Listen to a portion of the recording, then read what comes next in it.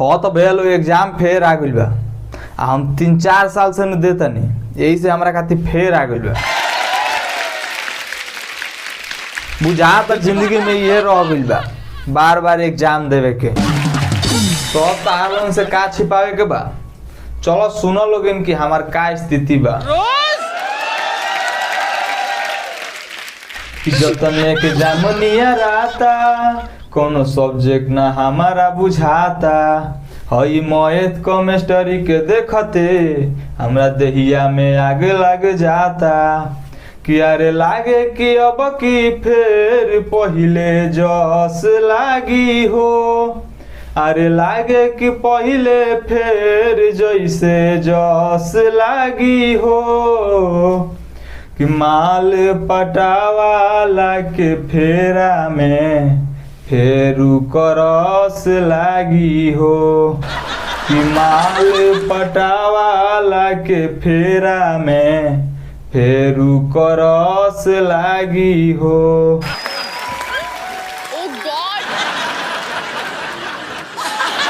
हो तो अभी सुन लोगी कि हम माल कहाँ कहाँ पटौले रहनी।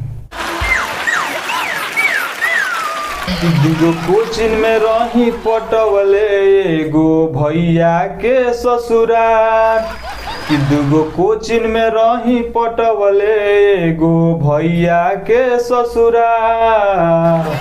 कि हम तो बेकार भईनी करही में प्यार।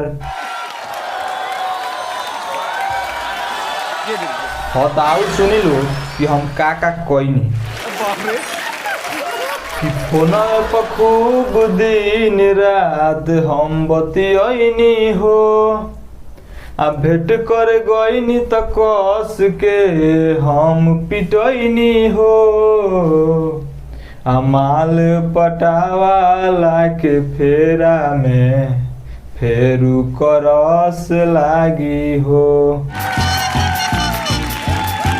देखो भाई लोग, पास भइला में कुछ ज्यादा फायदा नहीं खे, लेकिन फेल भइला में बहुत ज्यादा घाटा बा। पूरा गौवा के लोग गरियाई कही धइले बा गलत राह। जैसे तैसे जल्दी कर सन बिया। अब तक केहू में ध पकड़ के बियाह कर दिया से, ओकरा बाद का हुई आगे सुनल। कोई के बियाह बाबू भेज दी है गुजरात, अब गांव वाला मजा ना मिली हो। लागता हमारा किस्मत में अब आग लागी हो।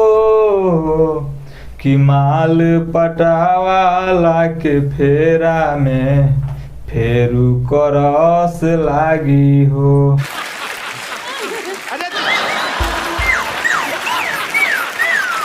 तो भैया लोग फिर एग्जाम आ गई बा, तो पेपर ध्यान से दिया लोगी। अब ये सब के फेरा में मत पड़ा लोगी।